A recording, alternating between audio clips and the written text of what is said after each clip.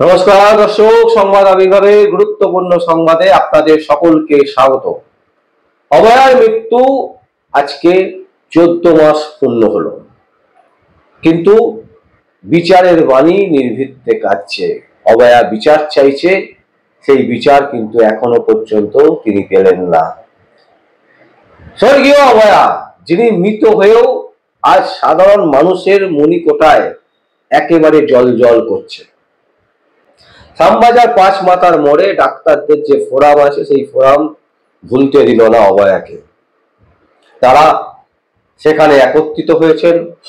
আজ সকাল থেকে 12 ঘন্টার প্রতীকী অনশন রেখেছিলেন এবং সেই অনশনে বিভিন্ন বিশিষ্ট ডাক্তারেরা তারা ভাষণ দিচ্ছেন, তারা তাদের বক্তব্য রাখছেন সাধারণ মানুষের কাছে। কেউ গান করছেন, কেউ আবৃত্তি করছেন এবং বহু বিশিষ্ট মানুষ সেখানে এসে প্রতিবাদ চালাচ্ছেন। কিন্তু তারপরেও একটা জিনিস অভাব মনে হলো, সেটা হচ্ছে কি সংবাদ মাধ্যম। বাংলার সংবাদ মাধ্যম কি তাহলে ঘুমিয়ে পড়লো?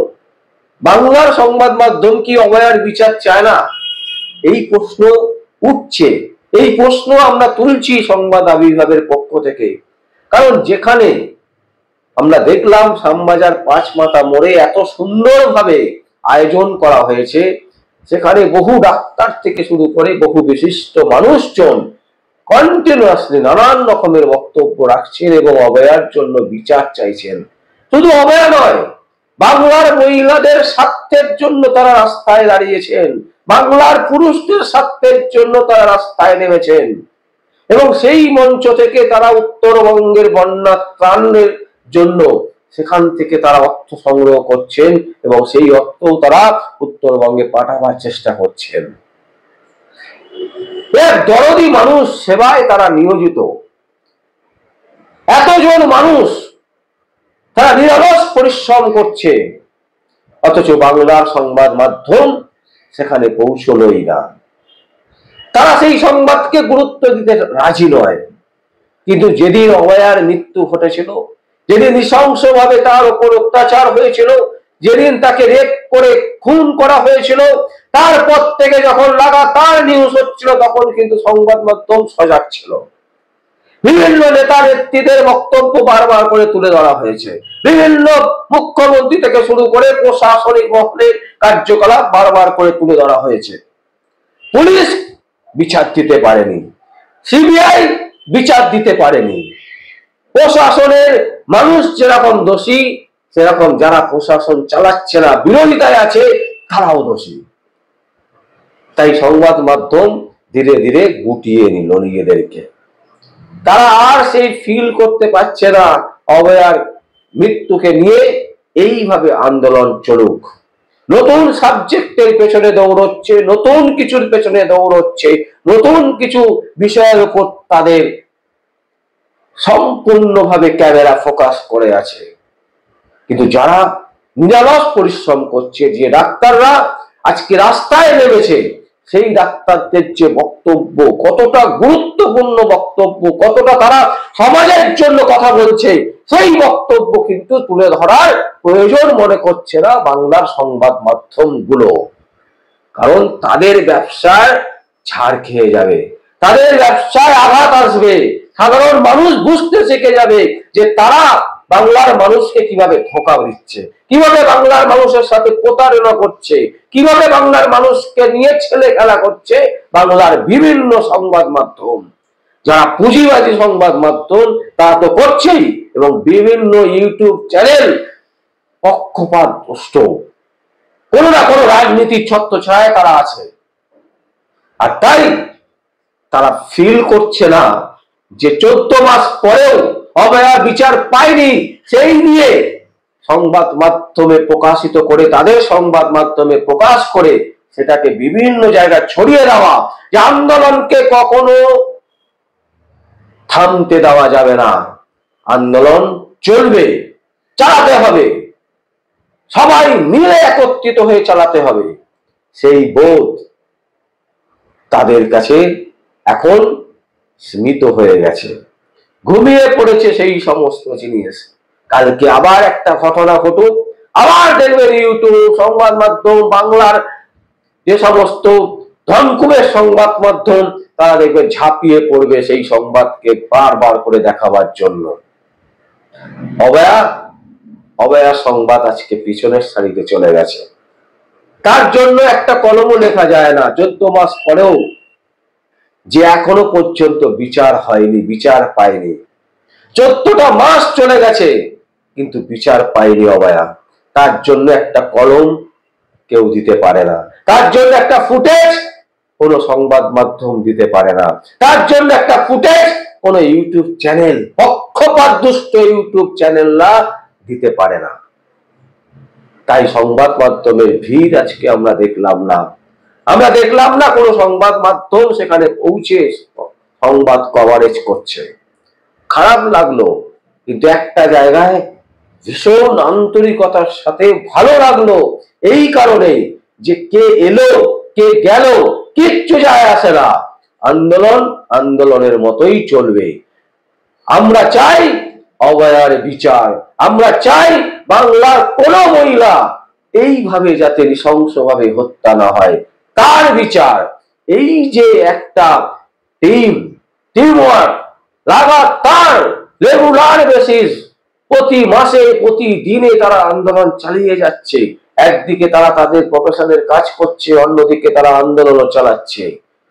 এটাই কিন্তু একটা দিন আসবে যখন সাধারণ মানুষ এই আন্দোলনের সাথে আবার যুক্ত হবে, আবার জুড়বে, এবং একটা বৃহৎ আকারের মানুষ তারা কিন্তু এই আন্দোলনে সামিল হয়ে যাবেন। সেই দিন আবার এই সংবাদ মাধ্যম যারা দেখাচ্ছে না তারা দেখবেন দেখাতে শুরু করবে। তাই দর্শক, আজকে সেই মঞ্চে থেকে আমরা দুজনের, একজন গান করেছিলেন আর একজন একটি আবৃত্তি করেছিলেন। আমরা আমার এই সংবাদ দেখাবার শেষ মুহূর্তে আমরা চাইব সেই গানটা অবশ্যই আপনারা দেখুন। অসাধারণ একটা গান, বহু পুরনো গান, বহু পরিচিত গান। সেই গানের জিনিসকে পাল্টে কি সুন্দর একটা অভয়াকে উৎসর্গ করেছে, সেই গান আপনাদের সামনে আমরা তুলে ধরার চেষ্টা করছি। এবং দেখতে দেখতে একটাই কথা বলবো যে অভয়াকে আমরা ভুলতে দেব না। বিচার চাই এবং বিচারের জন্য লড়াই চাই, আর সেই লড়াই চলবে চলবে। প্রাপ্ত শিক্ষক, আমি আর্যতীর্থের একটি কবিতা এখানে পাঠ করব, কিন্তু তার আগে ডক্টর শ্যামল চক্রবর্তী মহাশয়ের কথার রেশ ধরে মাত্র দুটি কথা বলবো। সেটা হচ্ছে যে নাৎসি জার্মানির সময়তে যে সমস্ত নথিপত্র পাওয়া যায় সেখানে দেখা গেছে যে সুপরিকল্পিতভাবে সেই সরকার চেষ্টা করেছিল এবং সফলও হয়েছিল যে একটা কালেকটিভ স্টুপিডিটি তৈরি করতে, যে কালেকটিভ স্টুপিডিটি পরে প্র্যাকটিক্যাল স্টুপিডিটিকে তার জীবন চর্চায় নিয়ে আসে। আমরা এখন সেই পরিস্থিতির সম্মুখীন হয়েছি আমাদের সর্বস্তরে। আমি অভয়া এই আন্দোলন তখনই আরও পরিপূর্ণতা পাবে যখন এই আন্দোলনকেও আমরা তার সাথে যুক্ত করতে পারবো, কারণ মানুষকে উন্নত করতে গেলে তার সর্বপ্রথম প্রয়োজন শিক্ষা। সেই শিক্ষাটাকে ব্যাহত করা হচ্ছে, বঞ্চিত করা হচ্ছে অতি সাধারণ ছেলে মেয়েদের জন্য। প্রান্তিক কথাটা ব্যবহার করতে খুব খারাপ লাগে, কিন্তু তথাপি বোঝার জন্য বলছি যে প্রান্তিক মানুষদের জন্য, না হলে ওই কালেকটিভ স্টুপিডিটি তৈরি হতে থাকবে, আমরা পিছিয়ে পড়ব। আমি যাচ্ছি আর্যতীর্থের কবিতা বিকর্ণ। কবিতাটি খুবই প্রাসঙ্গিক, আজকে যে মঞ্চে দাঁড়িয়ে আমরা কথা বলছি, আলোচনা করছি, সেই মঞ্চের জন্য খুবই প্রাসঙ্গিক। যাজ্ঞ শ্রেণীর খুলছে শাড়ি, টানছে ধরে দুঃশাসন। দায় ছিল যার গর্জে ওঠার, নিচু মাথায় সে পাঁচজন। দুর্যোধনের নগ্ন উরু, ইঙ্গিতে তার ধর্ষকাম, হস্তিনাপুর দেখছে বসে, ধ্বস্ত হতে তার সুনাম। অন্ধ রাজা সিংহাসনে, আর্তচাচান বৌমাতার, নিজের দলের নির্যাতনে সব রাজা হন নির্বিকার। কর্ণ বসে হাসছে হা হা, রাজার দ্বারের লোক তো সে, শর্তবিহীন সমর্থনেই তাবৎ আরাম সুখ বসে। ভীষ্ম দ্রোণ কৃপ নীরব, সরকারি লোক হাজার হোক, রাজার কথাই তোমার কথা, তুমি যখন রাজার লোক। খলশকুনি দেখছে সবই, বস্তুত সে ধ্বংস চায়, ঘরের মাটি লাল হয়ে যাক দেশ বিভাগের যন্ত্রণায়। সুশীল সবাই ঘটছে যখন রাজ অপরাধ জঘন্য, ঠিক তখনই তার বিরোধে চেঁচিয়ে ওঠেন বিকর্ণ। বিকর্ণ নন কেউ কেটা লোক, 100 ভাইয়ের একজনা, তেমন করে এর আগে কেউ তার কথাটাই জানত না। যৌতুগৃহে কাড়েননিরা, অন্তত তা নেই লেখা, বোনকে যখন বিষ খাওয়ালো তখনও তার নেই দেখা। কিন্তু যখন প্রকাশ্যেতেই কাটছে নারীর আব্রু কেউ, স্তব্ধ জীবের চুপ সাগরে বিকর্ণ হন একলা ঢেউ। চেঁচিয়ে ওঠেন রাজার কুমার, যুবরাজের বিরুদ্ধেই, মহাবলী পাণ্ডবেরও তখন গলায় সে সুর নেই। রাজাও যখন নীরব থেকে সায় দিয়ে যায় ধর্ষণে, ঠিক তখনই সমস্ত যুগ বিকর্ণদের শর্ষণে। আমরা যারা কিচ্ছুটি নই, একটি মোটে ভোট কেবল, অত্যাচারের সামনে এলে সঙ্গী শুধু চোখের জল। পোষ্যভাবে ভাবনা চেবাই অন্ধ এবং নিকর্ণ, প্রার্থনা থাক আমরা যেন একবার হই বিকর্ণ।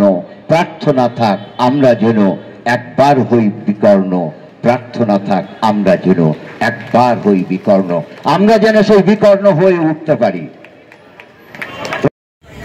মানুষ জেগেছে রাষ্ট্র তুমি শুনছো, এখন আর কেউ আটকাতে পারবে না। আঘাত যতই আসবে নেমে, প্রতিবাদ তত বাড়বে, এখন আর কেউ তোমাকে মানবে না। মানুষ জেগেছে রাষ্ট্র তুমি শুনছো, এখন আর কেউ আটকাতে পারবে না। আঘাত যতই আসবে নেমে, প্রতিবাদ তত বাড়বে, এখন আর কেউ তোমাকে মানবে না।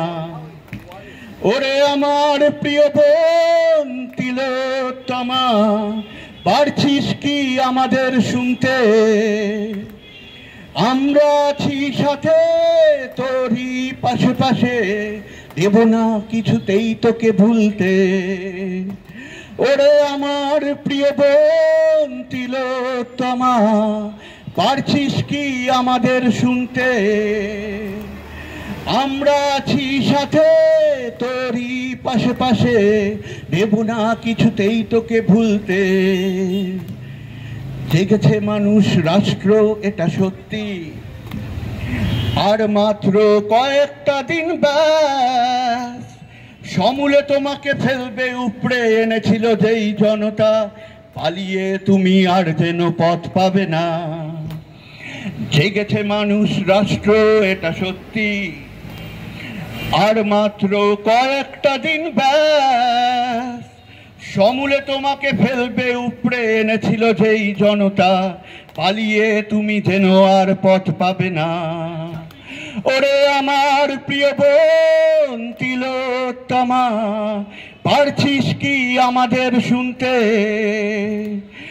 আমরা আছি সাথে তোরই পাশে পাশে, দেব না কিছুতেই তোকে ভুলতে।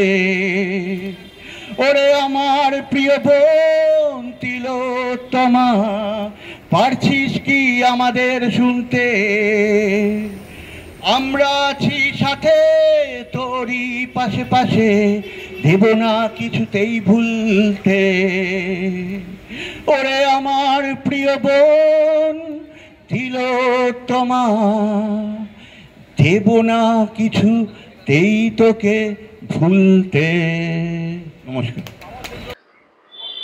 দর্শক, আমরা আপনাদের সামনে এই সংবাদ তুলে ধরলাম। যদি আপনাদের কোনো বক্তব্য থাকে, কোনো কমেন্ট থাকে, অবশ্যই আপনারা কমেন্ট বক্সে কমেন্ট করবেন। আর দেখতে থাকুন পরবর্তী সংবাদ আবির্ভাবে। আমার নাম বিশ্বজিৎ পাল, সংবাদ আবির্ভাবের জন্য।